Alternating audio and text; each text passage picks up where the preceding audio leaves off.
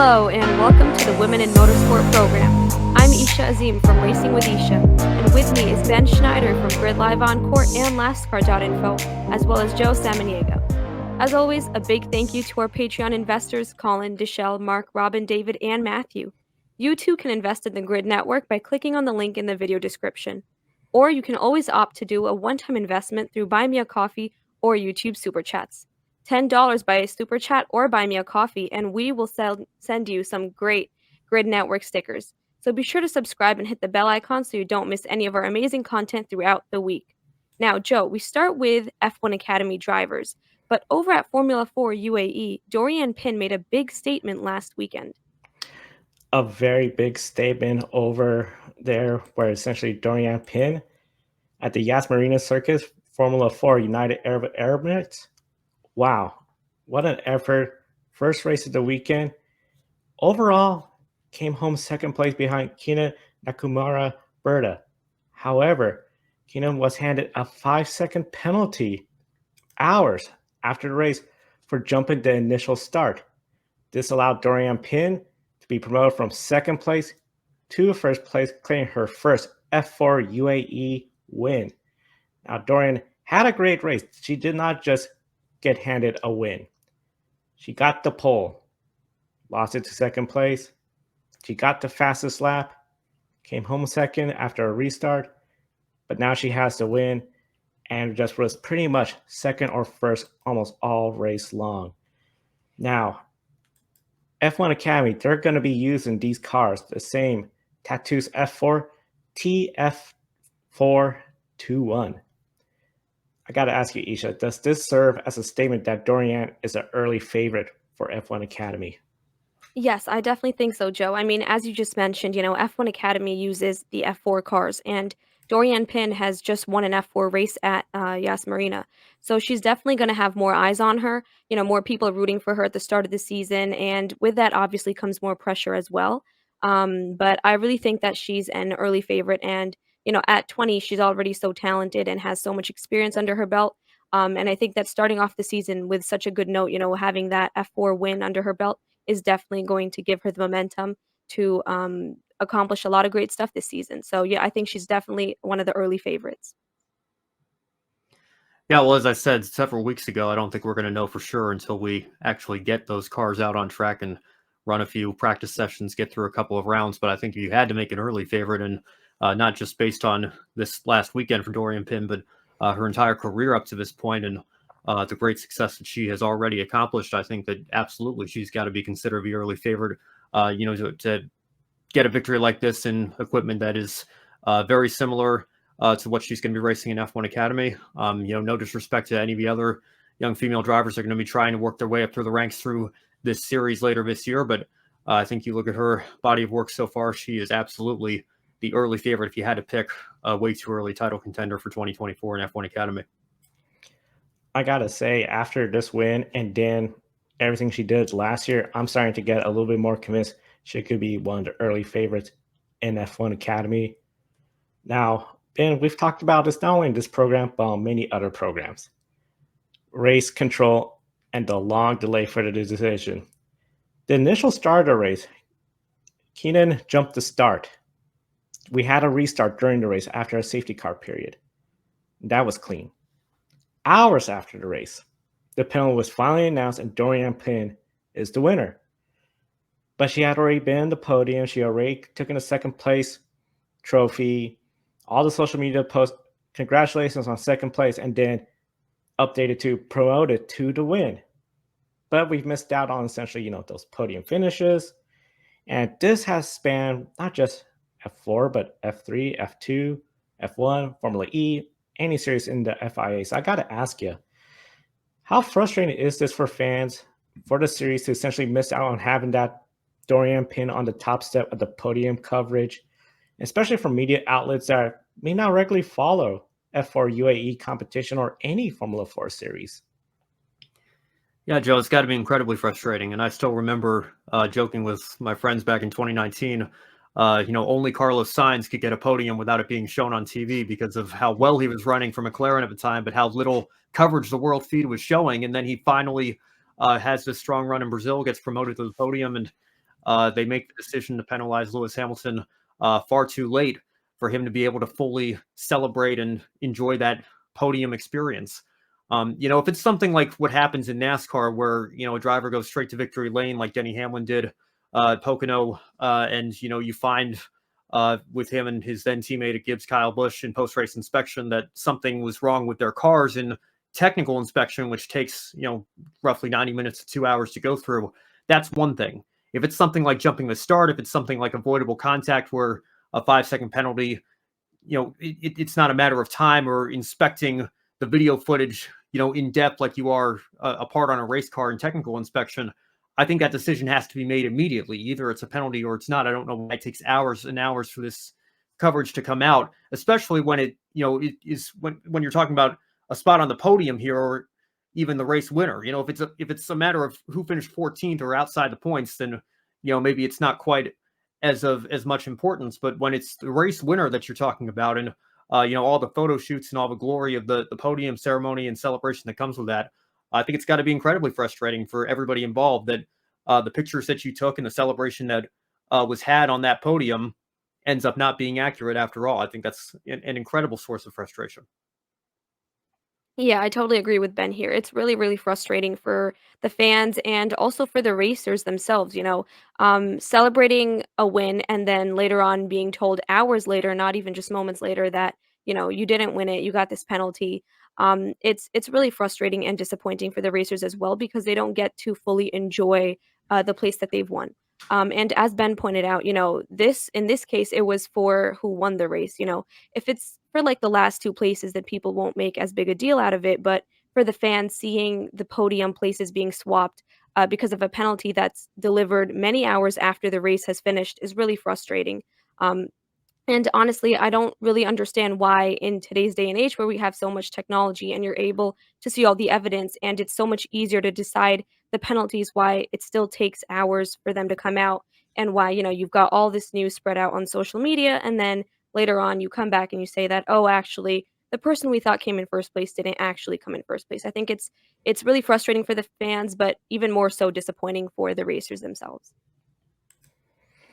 Very disappointing, and especially as you said, the fans and then the racers sort of takes away that moment of first podium. It's really more, well, you got the win, but you didn't really get to stand at the top spot of the podium or have the bigger champagne bottle. Just very unfortunate.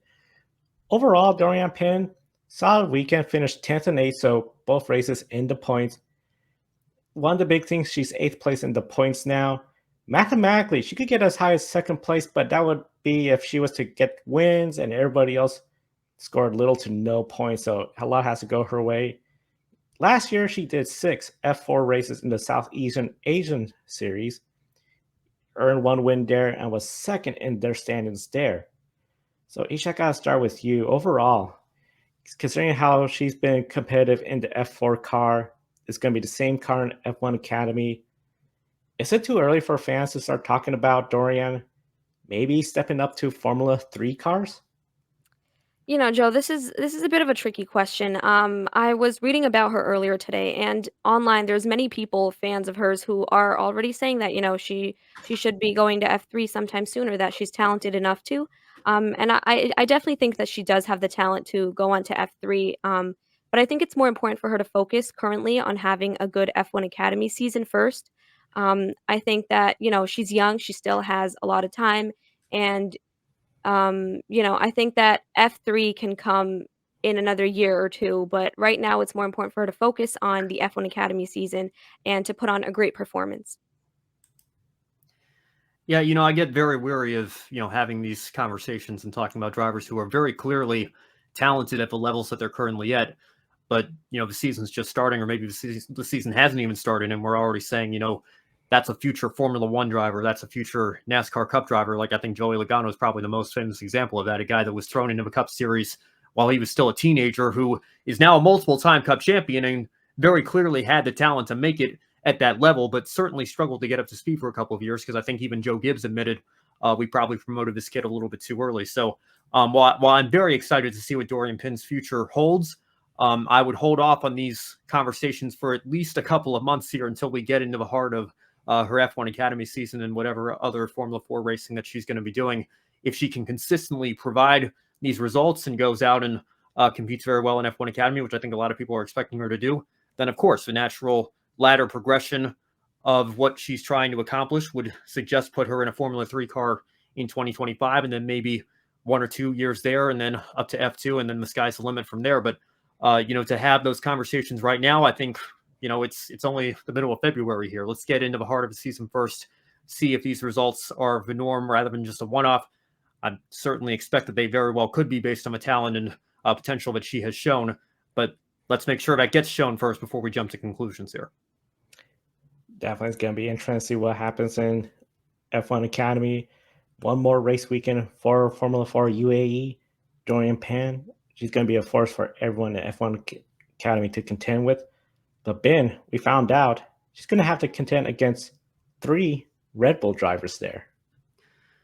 Well, yeah, Joe, let's stay on the subject of F1 Academy and let's talk about the announcement that Red Bull put out recently, the last of the F1 teams to announce their drivers for F1 Academy, and they pulled a bit of a surprise, naming 3 drivers that they're backing. The official Visa Cash App RB driver will be Amna Al-Khabazi, the 23-year-old who won 2 races last year and finished 6th in the standings. Her 21-year-old sister, Hamda Al-Khabazi, will be the driver for Red Bull Racing. She finished 3rd in the final standings. Emily DeHaas has also been tapped to race with Red Bull backing. So, Joe, how surprised were you to see Red Bull name 3 drivers, including one for the organization separate from the 2 race teams that are a part of the official 10 that will be backed by Formula 1 teams for F1 Academy this year? It was a great surprise to see that. For me, overall, just the fact that they got the Al-Khabazi sisters, I thought was a great surprise to me. I thought they were going to go potentially with Emily, a driver from Europe, and I was thinking maybe the Khabazi sisters will be in seats outside of the 10 F1 teams. So when this news came out that both of them were in, it was like, okay, I can see that. But now that we see 3 drivers, that was for me the greatest surprise. And then when they made that social media post introducing all 3, I think a lot of fans got excited that they were doing this. I mean, Red Bull, we know they're putting a lot of effort, just like all the teams, but they really want to make sure Red Bull's up on the top step of the podium, and to have 3 drivers there, I just think it's just phenomenal to see that. And overall, I'm really curious to see what's going to happen, the performances from all 3 drivers. Well, Joe, Red Bull always seems to try to one-up everyone in everything that they do. Instead of 2, they've brought 3 drivers here, all with MP Motorsport. There are 4 spots left on the F1 Academy grid still to be announced. Do you think there could be potential for other teams like an Aston Martin, a Ferrari, or a McLaren or a Mercedes to announce their support for additional drivers, even if they're not part of the official 10? I would think so, especially after this move. I could see Mercedes saying, you know what? We're going to bring in one more driver. Maybe Ferrari or McLaren. I don't anticipate a Williams doing that, or Sauber, whatever their name is, Kick or Steak or neither. We'll find out. But I feel the big teams, the top teams, they might do this move to equal Red Bull, to say, hey, we're just committed to females in motorsports. We're going to bring in another driver. I don't think we're going to see another team bring in 2 more drivers to equal Red Bull, but if we could see Mercedes or Ferrari or McLaren, those are the 3 I'm looking at. If they bring in 1 extra driver, that would be huge. Aston Martin is really interesting. They seem to be borderline of front of the pack, where Fernando Alonso could get podiums, or mid-pack where they're not in contention. So I don't think that team will really be looking into it. But I think the big 3 competition for Red Bull, essentially of McLaren, Ferrari, Mercedes, they might bring in 1 more driver just to say, hey, we're that committed as well. So here's our other driver, a Red Bull with V-Carb, Red Bull, and then 1 extra. I think that's what's going to happen. But it'll be really interesting to see. It's going to be interesting as we're getting closer and closer to that first race weekend. Well, yeah, Joe, of course, we can't get Andretti, but we can get Visa and Cash App to form V-Carb, and we can get Steak and Kick for the new Sauber team, whatever the heck they're called, to paraphrase what Kimi Räikkönen once said on the radio. Joe, let's talk about super license points, because those are going to be up for grabs this year. The 2024 F1 Academy champion will get 10 of those. The vice champion and third place finisher will get 7 and 5 respectively, and then 3 points to the driver in fourth and 1 point to the driver in fifth. Now, we all know 40 super license points are required to be in Formula One, so a champion will have a quarter of those points required. However, when you think of a W Series, that champion, perennial champion Jamie Chadwick, she received 15 super license points for those titles. Those were F3 cars, however. So, Joe, do you think that scale is about right, or do you think maybe the F1 Academy champion should earn more points, or is it aligned with the fact that there are Formula 4 cars that they will be racing? I've been tossing this question just about all week long when we heard this news come out. Because overall, the side of me initially was, okay, I'd like to see the 15 points. Jamie Chadwick in the F3 car got that. 40 points is still a long way. You're not just going to get that much closer with 15. So 10 is even less. But as you said, these are Formula 4 cars. And when you look at the entry for Formula 3, Formula 2, you just need a grade A or B FIA international license. So you're coming to F3 or potentially F2 with 10 super license points. You're one step ahead of the competition, and no male racer could earn that through the avenue you did in F1 Academy. So overall, it is a leg up. The one concern I have is, could they get bogged down in the Formula 3 level if they just have an average run and earn little to no super license points? But at the same time, I would say the goal of F1 Academy, yes, it is try to get a female racer to F1. It shouldn't just bypass Formula 2, Formula 3, but it should give a little bit of a upper step.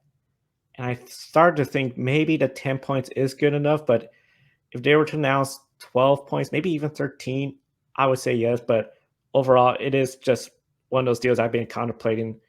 The big thing being they are Formula 4 cars compared to the Formula 3 cars that W Series were using.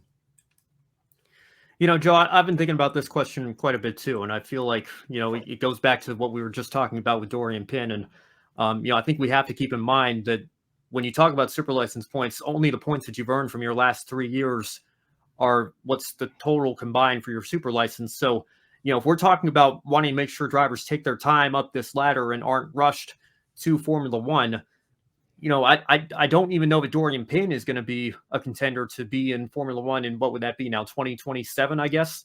You know, she might very well be on the path to F1, but will she be on the path to F1 that quickly? If unless the driver's going straight from F1 Academy, well, not straight, but from F1 Academy to Formula One in a time span of 3 years, then it doesn't really matter how many super license points are being given, because all those points are going to expire while they're racing and ideally continuing to earn points in Formula 3 or Formula 2, or, you know, maybe they come over to the United States to get an IndyCar ride if nothing works out over in Europe. You know, whatever career path they take on the road to Formula One, unless it's a 3-year time period, you know, I don't really know that it matters how many points they're earning. So I think if you had to talk about, you know, the scale in terms of Formula 4 to Formula 3, I think it's about right. But in the larger grand scheme of things, you know, if the system is still going to be based on just the last 3 years, then, you know, I kind of think it's a non-issue when you think about it, because those points are just going to expire anyway. So, you know, I'm sure that this is going to continue to be a discussion. Obviously, you know, we went through this with Colton Herta and Andretti trying to get on the grid, and, you know, questions about that, and certain series probably not awarding enough super license points. I understand what they're trying to do to prevent, you know, a 17-year-old from getting into F1. And again, you know, it worked out for Max Verstappen, but I think Verstappen is certainly the exception rather than the rule. He's already on the path to being one of the all-time greats. Not every 17-year-old that you throw into an F1 car is going to go on to achieve that level of success. But I do think the system that they've come up with here is quite flawed in many different ways. And, you know, maybe this is just another instance of that.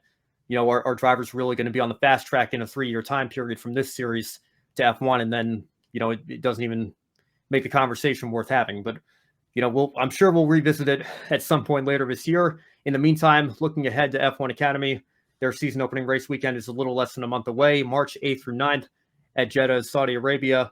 Let's transition now as we brought Isha back in for the stock car race fans. Daytona is this weekend. We've got ARCA and NASCAR coming up, and several female drivers in the field for the ARCA Menards Series, and then NASCAR Craftsman Trucks and Xfinity. That's right, Ben. It's a big weekend at Daytona, and a reminder to check out Grid Encore from Monday and Grid Roundtable for more NASCAR coverage. Now, we have to start with ARCA and the ARCA 200, 50 cars trying to qualify for the race. Among them, we have 4 female racers that will attempt to qualify for the ARCA 200. Now, Becca Monopoly will attempt to make her ARCA debut in the number 47 Toyota for Mixon Racing with support from Mike Harmon. Mandy Chick is back in the 74 Chevrolet and last year scored an impressive top 5 finish in her first start at Daytona. We got to interview her last year, and she did do several more races, but Daytona was her best finish. So, Joe, Ben, do you believe she can replicate it? And how critical is qualifying? You said it right there. Qualifying will be critical, in my opinion. There's going to be a lot of cars trying to get in, but a lot of them are going to end up going home. For Mandy Chick, last year she started 25th. Smaller field, less cars trying to get in, but she got it. She had a great race, got up towards the front. Now, I think there's a bigger emphasis on qualifying and being up towards the front. Would that 25th place starting speed from last year carry over to be well in the top 25? We're going to find out during the race weekend. But overall, I think that team needs to consider that we need to have a good, solid qualifying effort, be up towards the front. Because there's no guarantees. If you're towards the back and you get bumped, you're not in the race, you're out of contention. So overall, I think qualifying is going to be very important for her.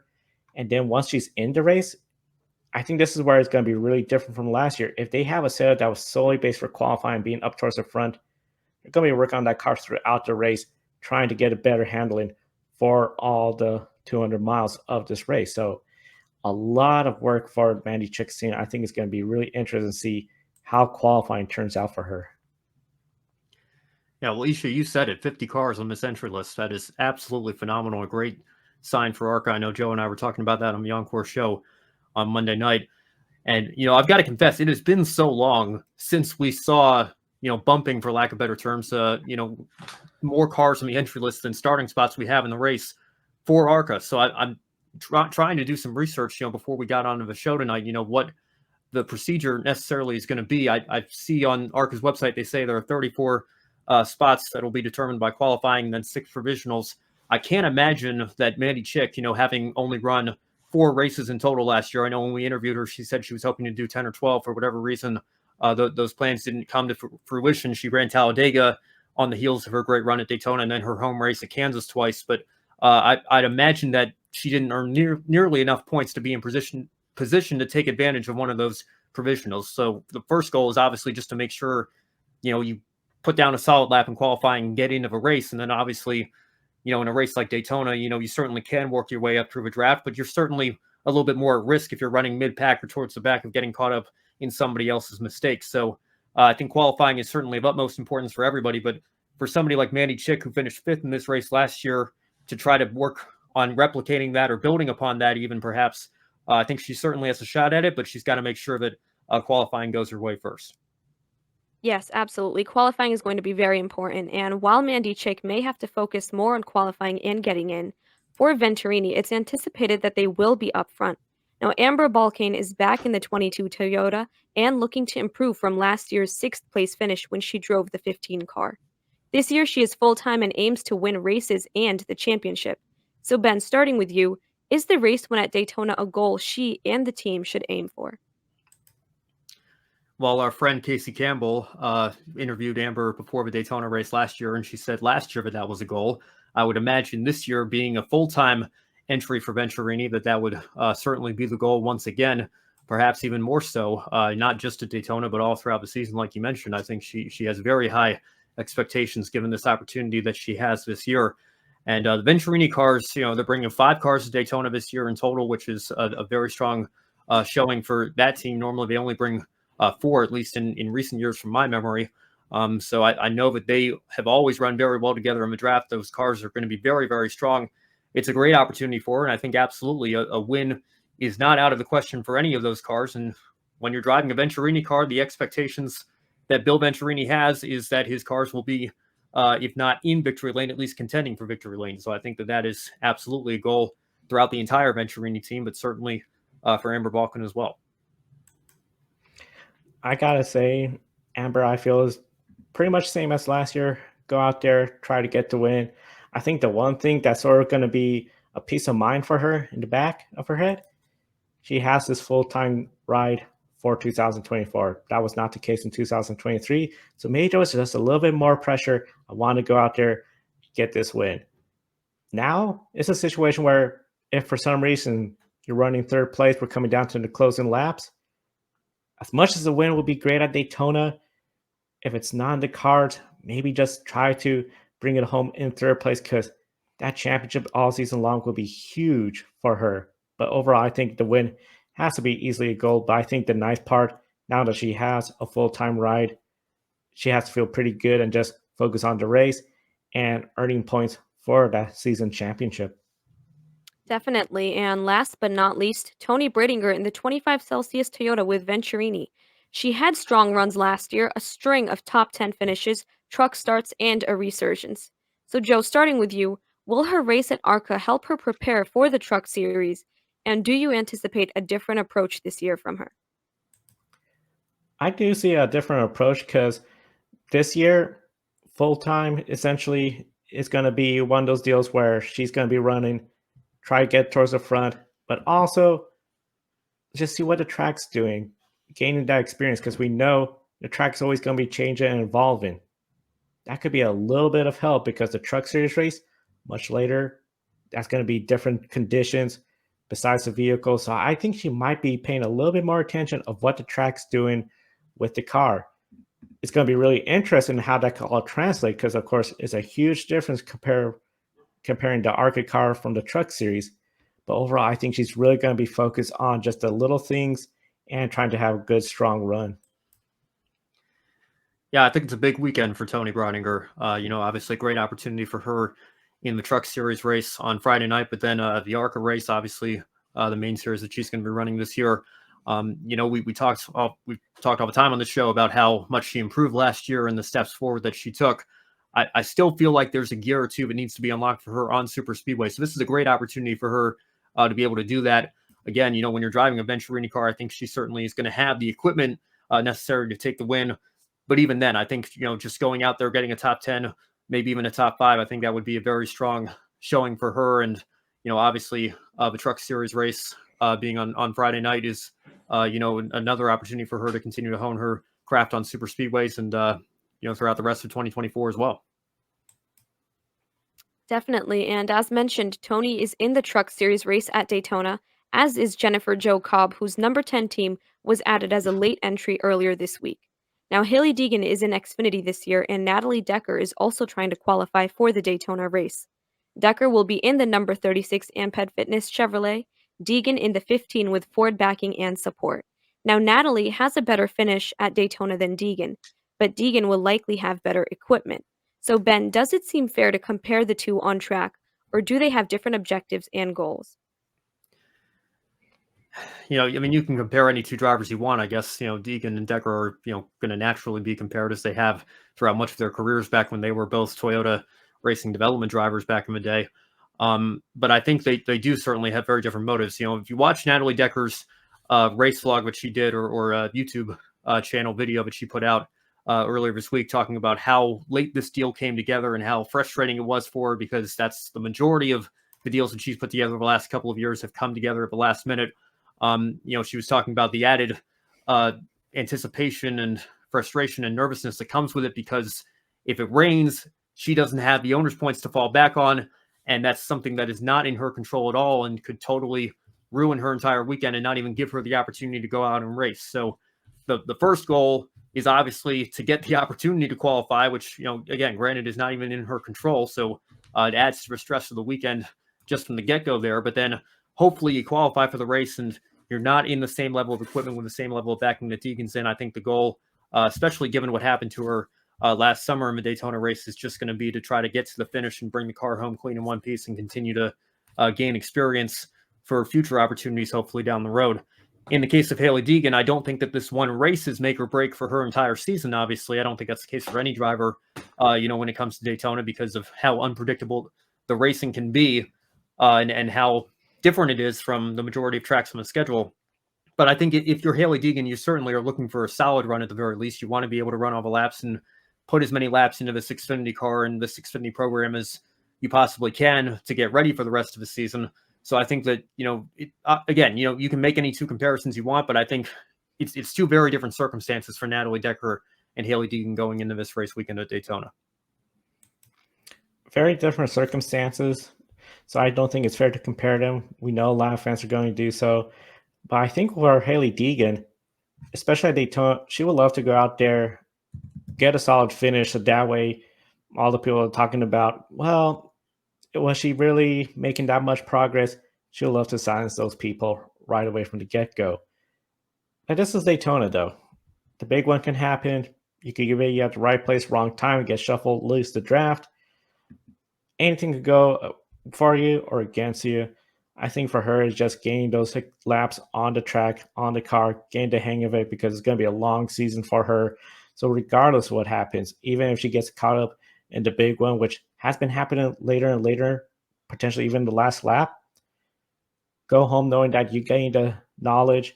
So the next time at the super speedways, you know better what the car is going to do. For Natalie Decker, I think, as you said, Ben, this is essentially make or break, and it's not going to be an easy weekend at all. You're hoping qualifying does not get rained out. We get to qualifying, you're hoping you're fast enough to get in. And then once you're in the race, you're hoping to at least have a solid finish, because if we could have a top 10 finish, something like that, that would get a lot of people attention. And that could potentially include more sponsorship money and more track opportunities. So I really feel for Natalie Decker, it doesn't get any easier. Even when she's in the race, it's, I want to have a good solid finish. I want to show what I can do on the track. Cars are stacked against her, though, but I think it could easily make her one of the underdog stories that fans might be cheering for this weekend. That's right, Joe. This weekend at Daytona is going to be pretty big. As we mentioned, we've got 50 cars going in for qualifying, so it's definitely going to be something to look forward to and pay close attention to. And with that, I'll hand it back over to you, Joe, for our closing. Yeah, I definitely want to thank everyone for tuning in. And of course, be sure to invest in us through Patreon, as these fine folks have. And you join Patreon or do $10 or more on Super Chat or buy me a coffee. You're going to get some Grid Network stickers mailed out to you. Jason got some stickers mailed out to him, and he leads the leaderboard. So if you want to surpass him, feel free to do so by Super Chat or buy me a coffee. And of course, easiest way to support us, hit the bell icon and subscribe to us right here on YouTube. We're getting closer and closer to 900 than our big goal of 1,000. Help us get there. We love to be at the track, send our team members to the track, and bring you more great coverage right here on the Grid Network. For Ben and Isha, I'm Joe. Thank you for watching today's program. We'll see you next time, and enjoy the races.